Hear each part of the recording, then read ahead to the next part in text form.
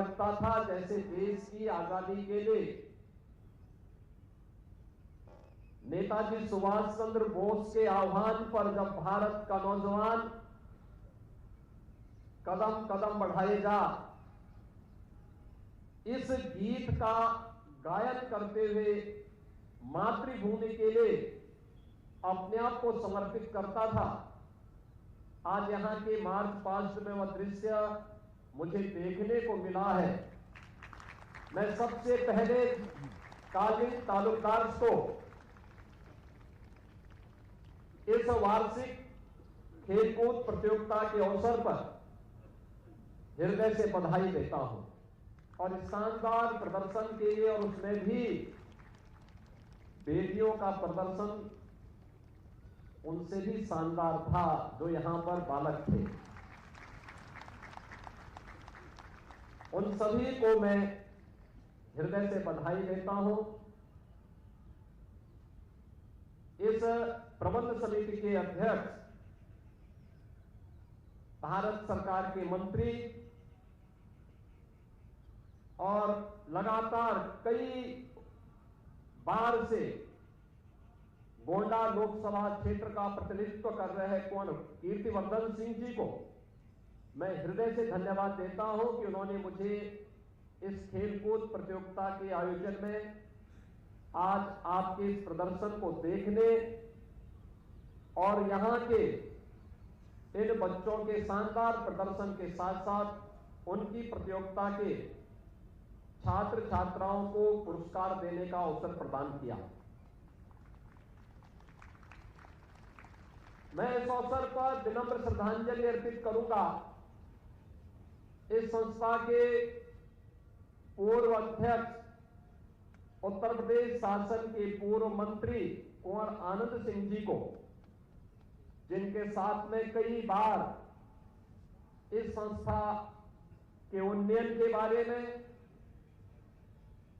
यहां पर मुझे इस कार्यक्रम में भागीदार बनने का अवसर प्राप्त हो, लेकिन कभी संजोग नहीं बन पाया।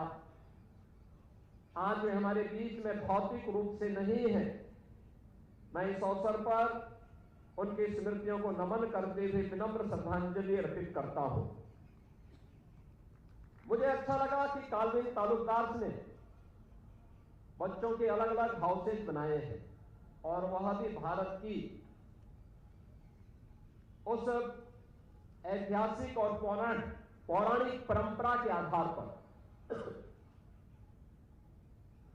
यानी जो भारत का इतिहास है, जो भारत की गौरवशाली परंपरा की ओर देश और दुनिया का ध्यान आकर्षित करता है। और कितनी गौरवशाली परंपरा के साथ Ajanta house, Nalanda house, Sanchi house, Takshashila और उज्जैन के नाम पर याद करना, ये जो 5 महत्वपूर्ण स्थल हैं, ये भारत की ज्ञान की परंपरा के 5 प्रमुख स्तंभ भी रहे हैं। तक्षशिला मर्यादा पुरुषोत्तम प्रभु श्री राम के छोटे भाई भरत के पुत्र का नाम तक्ष था, उनके नाम पर तक्षशिला पड़ा। और दुनिया का सबसे प्राचीन विश्वविद्यालय तक्षशिला का विश्वविद्यालय इसी तक्ष में था। यही तक्षशिला ही उस विश्वविद्यालय की आधारशिला बनी थी। विश्व प्रसिद्ध ज्ञान विज्ञान की जो भी धरोहर आज दुनिया के अंदर देखने को मिलती है, जो भी शोध हो रहे हैं, उनकी आधारशिला आज से 2500 वर्ष पहले तक्षशिला विश्वविद्यालय में रखी जा चुकी है। ये वही विश्वविद्यालय है जहां पर संस्कृत व्याकरण के जनक पाणिनि ने जन्म लिया था। ये वही विश्वविद्यालय है जिसने दुनिया को आयुर्वेद का ज्ञान दिया था। ये वही विश्वविद्यालय है जिसने भारत के दर्शन अलग आगे बढ़ाने का कार्य किया था। और यही विश्वविद्यालय है जिसने जीवक जैसा आचार्य भी, आयुर्वेद का आचार्य भी भारत को दिया। उसके नाम पर भी एक हाउस यहां पर है। याद करना, जब हम इस हाउस से जुड़े तो तक्षशिला की पूरी ज्ञान जानकारी हमारे पास होनी चाहिए। हमारे हाउस के पास एक पट में लिखी होनी चाहिए। नालंदा, याद करिए, नालंदा विश्वविद्यालय आचार्य चाणक्य से जिसका संबंध हो। याद करना, भारत का स्वर्ण युग कब आया था? आज से 2000 वर्ष पहले, जब आचार्य चाणक्य और चंद्रगुप्त मौर्य की जोड़ी एक साथ मिलकर के भारत को परम वैभव तक पहुंचाने के लिए आगे बढ़ी थी। उस समय भारत पर जो हमले हो रहे थे, उन हमलों को कैसे हमें रोकना है, उनका जवाब कैसे दिया जाना चाहिए, ये वही आधारशिला बनी थी। भारत की ज्ञान विज्ञान की धरोहर को लेकर के चलने वाली परंपरा आज भी हमारे सामने देखने को मिलती है। ग्रह नक्षत्रों के बारे में जानकारी कैसे ली जानी चाहिए, कैसे लेनी है, आज भी आप चले जाइए उज्जैन में, और न्याय का सिंहासन कैसे होना चाहिए, महाराज विक्रमादित्य का सिंहासन आज भी हर व्यक्ति को स्मरण हो उठता है। उज्जैन महाकाल की धरती है, यानी जो काल का भी अतिक्रमण कर दे, वही महाकाल है। और उस महाकाल की धरती है उज्जैन। उसने हमें इस पूरे ब्रह्मांड के रहस्यों को उकेर करके हम सबके सामने प्रस्तुत किया। अजंता और सांची, ये भारत की ज्ञान की वे धरोहर है जो अजंता में आज भी हम सबको उनकी गुफाओं के माध्यम से, सांची के स्मारकों के माध्यम से हम सबको भारत की प्राचीनता का एहसास कराता है। और उस विरासत को संजो करके काल्विन तालुकदार ने 5 हाउसेज के आधार पर इन छात्रों के संपूर्ण व्यक्तित्व को आगे बढ़ाने के लिए जो कार्यक्रम आगे बढ़ाया है, वह अत्यंत सराहनीय है, अभिनंदनीय है। और यह वर्ष तो आपके लिए इतना भी इसलिए भी महत्वपूर्ण है, 134वीं स्थापना, 134वीं वार्षिक खेलकूद की प्रतियोगिता के साथ आप जुड़ रहे हैं। यह वर्ष देश के लिए अत्यंत महत्वपूर्ण वर्ष है, अनेक उपलब्धियों से जुड़ा हुआ है। 9वें सिख गुरु गुरु तेग बहादुर जी महाराज की 350वीं शहीदी दिवस का वर्ष है।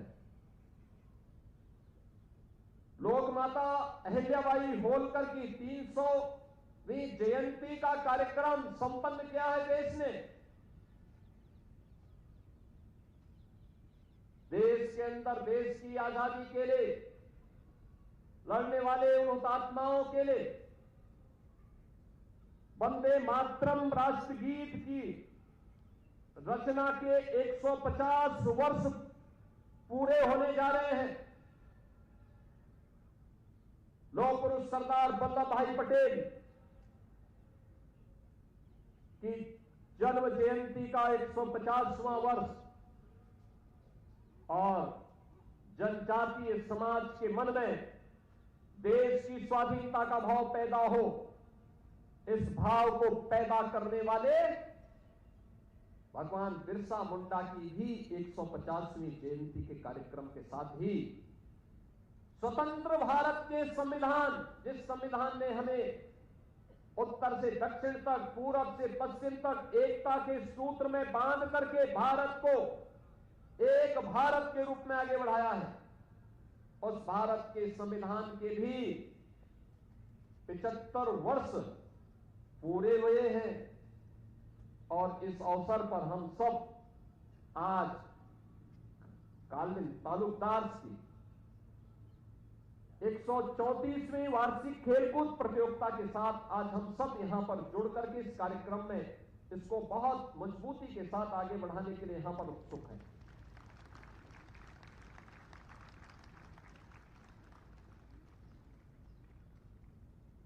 याद करना, इतिहास के गौरवशाली क्षणों से प्रेरणा लेने की आवश्यकता है।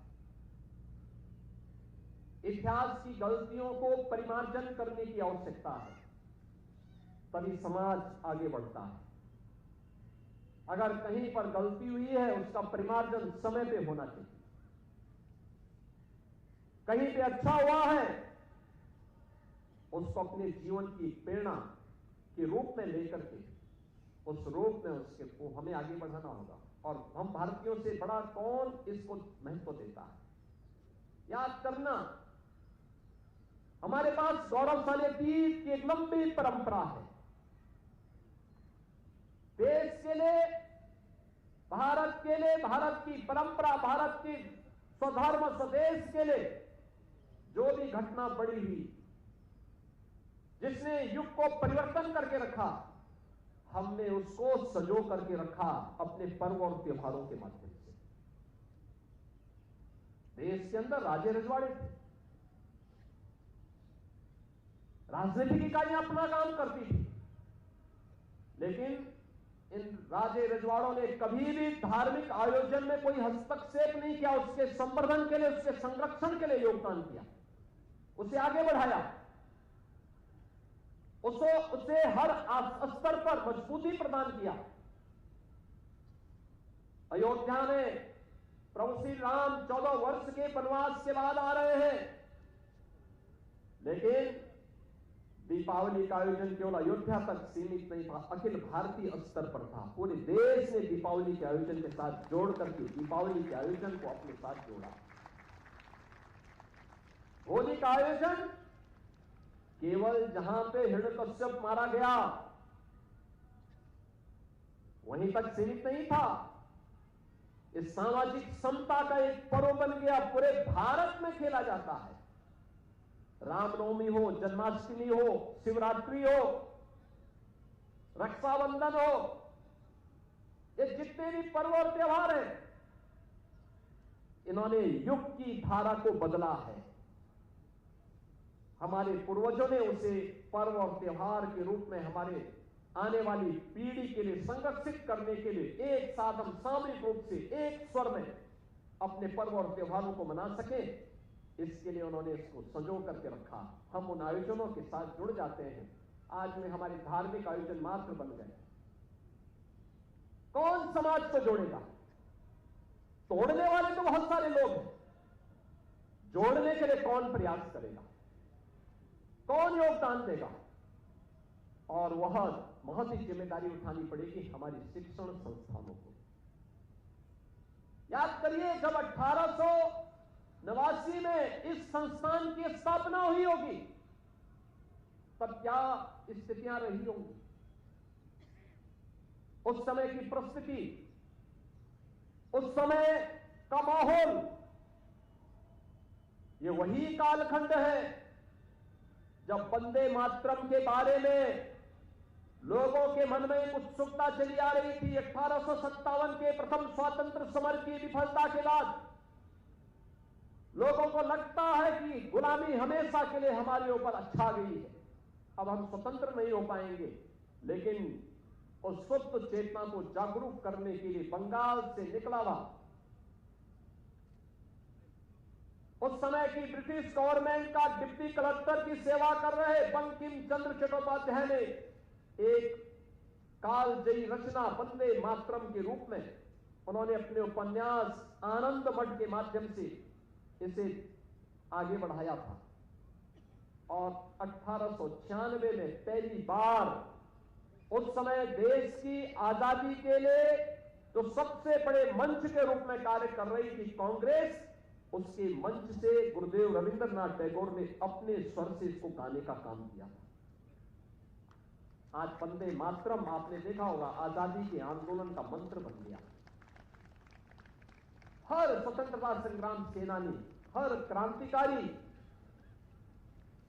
जिसको जेल होती थी उसके मुंह से निकलता था वंदे मातरम। जिस क्रांतिकारी को फांसी होती थी उसके मुंह से निकलता था वंदे मातरम। जिस किसान पर, जिस नौजवान पर विदेशी हुकूमत की लाठी बरसती थी उसके मुंह से निकलता था वंदे मातरम। और वंदे मातरम का ये भाव जब भारत के प्रत्येक नागरिक के मुंह से निकलना प्रारंभ हुआ, भारत अधिक दिनों तक गुलाम नहीं रह पाया।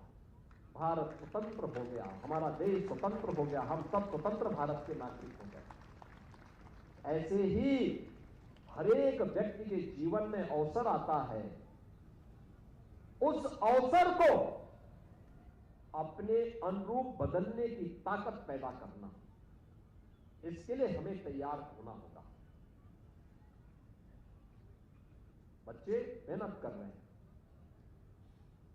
जितना परिश्रम कर सकते हो करना चाहिए। कितना शानदार मैदान आपके सामने है। काफी बच्चे यहां के हॉस्टल में रहते हैं, बहुत सारे बच्चे अपने घर से आते होंगे। जो अपने घर में रहते होंगे वो भी, और जो यहां रहते हैं वे भी नियमित रूप से अपने पाठ्यक्रम के साथ साथ स्पोर्ट्स की किसी न किसी एक्टिविटी के साथ जरूर जुड़े। याद रखना, जीवन में आगे बढ़ना है तो जीवन में अनुशासित रहना सीखना होगा। अनुशासन का और परिश्रम का दूसरा कोई विकल्प नहीं हो सकता, कोई विकल्प नहीं है। जो अनुशासित है, परिश्रमी है, उसके लिए दुनिया की कोई भी मंजिल नहीं रहती। उसके लिए सब कुछ आसान हो जाता है, सब कुछ बहुत आसान हो जाता है। और उस अनुशासन को अपने जीवन का ध्येय बना करके एक छात्र जब बोले, उसके मुंह से भारत की हुंकार निकलनी चाहिए, भारत की गर्जना निकलनी चाहिए, बिल्ली की तरह निन्याते हुए नहीं दिखना चाहिए। और ये गर्जना हमें अपने जीवन का हिस्सा बनाना पड़ेगा। खेल कूद की प्रतियोगिता को याद करना, पिछले 11 वर्षों में एक नई ऊंचाई मिली है। प्रधानमंत्री मोदी जी ने खेलो इंडिया खेलों के माध्यम से, फिट इंडिया मूवमेंट के माध्यम से, सांसद खेलकूद प्रतियोगिता के माध्यम से इस कार्यक्रम को देश के अंदर कोने कोने तक पहुंचाया। आप देखते होंगे, जब भी भारत की कोई टीम ओलंपिक में, कॉमनवेल्थ में या वर्ल्ड कप चैंपियनशिप में भारत की टीम विजयी होकर के आती है, तो प्रधानमंत्री जी स्वयं उनके साथ इंटरेक्शन करते हैं, उनको प्रोत्साहित करते हैं। उत्तर प्रदेश सरकार इस दिशा में प्रयास कर रही है। हमने कहा हर गांव में खेल का मैदान होना चाहिए और हर व्यक्ति घूमे टहले। देर में उठने की जो आदत है ना, ये बीमारियों की जड़ है। सूर्य उदय होने के पहले हमारा जागरण भी होना चाहिए, स्नान भी हो जाना चाहिए। जो व्यक्ति करेगा वो स्वस्थ रहेगा। जो सूर्योदय के बाद जगेगा उसको बीमार होना ही होना है। बीमारी से बचना है तो सबसे पहला मंत्र है समय पे जगना और समय पे सोना। नियमित और संयमित दिनचर्या, जीवन में अनुशासन और परिश्रम व्यक्ति को कभी कमजोर नहीं करता, उसको एक नई मंजिल की ओर अग्रसर करता, आगे बढ़ने के लिए प्रेरित करता है। हर गांव में खेल का मैदान हो। अच्छा है, ताश खेलने से अच्छा है लोग खेले, ओपन जिम में जाएं, कूदे, कुछ भी खेल खेले, लेकिन खेले तो कोई कबड्डी खेले, कोई खो खो खेले, कोई बैडमिंटन खेले, कोई वॉलीबॉल खेले, कोई क्रिकेट खेले, कोई कुश्ती खेले, कोई दौड़े, करे, बैठे ना रहे। नकारात्मकता को अपने जीवन में मत आने दीजिए, कतई नहीं। नकारात्मकता के लिए कोई महत्व हमारे जीवन में नहीं होना चाहिए। और उन लोगों से भी सावधानी रखने की आवश्यकता है जो कान फूंकने के आदी है, लड़ाई झगड़ा करवाते हैं, कानाफूसी करते हैं, उनसे दूरी बनाइए। अपना काम करिए, मस्ती से जो टारगेट है उसको पूरा करिए, समय से पूरा करिए। हर दिन प्रयास होना चाहिए कि अगर मेरे पास जो टारगेट है वो 25 का अचीव करना है तो आपका प्रयास होना चाहिए कि उससे भी आगे आप अचीव करने का प्रयास करें। याद करना, जीवन में फिर आपकी इस दौड़ती हुई गाड़ी को कोई रोकने का दुस्साहस नहीं कर सकता है, कोई आपके लिए फिर बाधा नहीं बन सकती। जितना आपके लिए है उससे 1 घंटा अतिरिक्त मेहनत करने की आदत, खेल कूद में भी रुचि, नियमित रूप से समाचार पत्रों को देखिए, लेकिन सोशल मीडिया के लिए और स्मार्टफोन से थोड़ा दूरी बना करके रखिए, क्योंकि आप सभी यहां पे बड़े घरों के बच्चे हैं, अपने मां बाप पर दबाव बना करके और उनकी मजबूरी का फायदा उठा करके उनसे स्मार्टफोन और टैबलेट सारे सब कुछ झटकते हैं, 4-5 घंटे अपने बर्बाद करते हैं। प्रयास होना चाहिए कि आधे घंटे से अधिक हम सोशल मीडिया में नहीं रहेंगे। संकल्प लीजिए जीवन का, जितना कम समय देंगे, केवल डिजिटल लाइब्रेरी में जाना है, कोई इनोवेशन को देखना है, कोई रिसर्च को देखना है, दुनिया के अंदर किसी नए कार्य की दिशा में आगे बढ़ने के लिए कहां पे क्या हो रहा है इसके बारे में देखना है, वह जानकारी आपके पास होनी चाहिए। लेकिन भाषा का सुधार समाचार पत्रों के माध्यम से, अच्छी पत्रिकाओं के माध्यम से हर भाषा की जानकारी होनी चाहिए। और अब तो प्रधानमंत्री जी ने नेशनल एजुकेशन पॉलिसी में यह व्यवस्था की है कि हम 12 डिग्री ले सकते हैं, स्किल डेवलपमेंट का कार्यक्रम साथ साथ चल सकता है।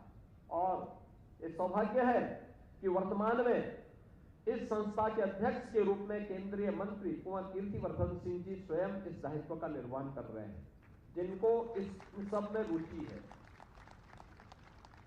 कार्य करने की उनकी एक इच्छा शक्ति है। पिछले कुछ समय से जो परिवर्तन यहां पे हुआ है वह आप देखने को मिल रहा है। हम सब इस परिवर्तन के बाहर बने। जीवन में कभी हिम्मत नहीं हारना, चुनौती आएगी जीवन में,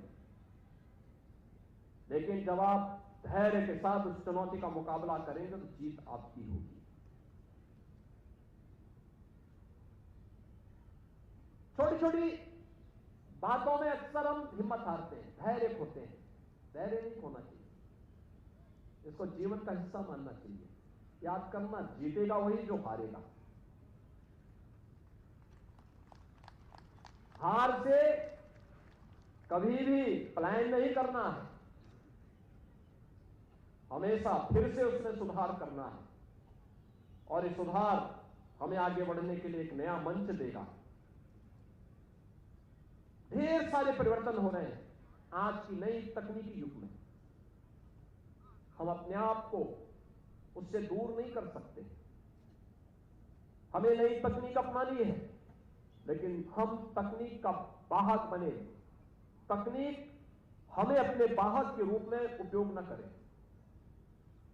हम उसका इस्तेमाल अपने अनुरूप, अपने हित में और समाज और देश के हित में करें। आर्टिफिशियल इंटेलिजेंस एक नए युग में आज दुनिया को ले जा रही है। दुनिया को बहुत फास्ट उसने किया है, बहुत फास्ट किया है। इस कार्य को पहले करने में आपको घंटों लगते थे, अब कुछ ही चंद मिनटों का वह कार्य हो गया। इस गति के साथ अपने आप को तैयार करना, अपडेट करना। इंटरनेट ऑफ थिंग्स, जीपीटी, यह आपको एक नए युग में प्रवेश करवा रही है। ड्रोन टेक्नोलॉजी के बारे में आपकी जानकारी होनी चाहिए। रोबोटिक के क्षेत्र में क्या कुछ हो रहा है, ये सब देखो, लेकिन वहीं तक सीमित मत रहो। नियमित रूप से अपनी लाइब्रेरी में जाइए, अपने पौराणिक और ऐतिहासिक पृष्ठभूमि के जुड़े हुए ग्रंथों का भी अवलोकन अपने अवकाश के दिनों में भी करो। समाचार पत्रों का अवलोकन करो, उसके संपादकीय पृष्ठ को भी नियमित रूप से अवलोकन करो। जब कोई समाचार देखते हो तो केवल हेडलाइन ही मत देखो, उसके अंदर क्या है ये भी देखो। कभी कभी होता है हेडलाइन कुछ और होती है और अंदर कुछ और होता है, इसको भी देखो। ये नियमित दिनचर्या का हिस्सा हमारा होना चाहिए और जितनी भी अच्छी जानकारी ले सकते हो उसको अपनी जानकारी में लाने का और सीखने का एक जज्बा हमारे मन में होना चाहिए। बहुत विशाल दुनिया है, बहुत कुछ सीखने का अवसर हमें देती है, हम बस उसके लिए अपने आप को तैयार करें तो। और मुझे अच्छा लगा कि कालवेन तालुकदार लगातार इस दिशा में प्रयास कर रहा है। आपका यह प्रयास सार्थक सिद्ध होगा। इस अवसर पर हमने कुछ छात्रों को यहां पे सम्मानित किया है और मुझे बहुत अच्छा लगा कि यहां पे तक्षशिला हाउस से cock house trophy Ilesh Pratap Singh को, तक्षशिला हाउस से बेस्ट ऑफ टैलेंट एकेडमिक और स्पोर्ट्स का जो प्राइज है और सुश्री प्रांजल त्रिपाठी को, कैरम ट्रॉफी नालंदा हाउस के श्री देवराज सिंह पटेल को, best allrounder girl Nalanda house की सुश्री आयुषी सिंह को और वॉलीबॉल ट्रॉफी नालंदा हाउस के सार्थक त्रिपाठी को उपलब्ध हुआ है। मैं इन छात्रों के साथ ही उन सभी छात्र छात्राओं को हृदय से बधाई देता हूं जिन्होंने इस पूरी प्रतियोगिता में भाग लिया है, भागीदार बने हैं। उनको ट्रॉफी मिलेगी, उनको उनका पुरस्कार प्राप्त हुआ है। जो लोग प्राप्त नहीं कर पाए हैं वे लोग नए सिरे से प्रयास करेंगे तो इससे भी अच्छा वे करने में सफल होंगे। मैं एक बार फिर से आप सबको हृदय से बधाई देता हूं, अपनी शुभकामनाएं देता हूं और कालवेन तालुकदार को उनके वार्षिक खेलकूद प्रतियोगिता के लिए हृदय से बधाई देते हुए पूरे कालवेन तालुकदार के प्रति अपनी शुभकामनाएं व्यक्त करता हूं। धन्यवाद। जय हिंद। तो खेलकूद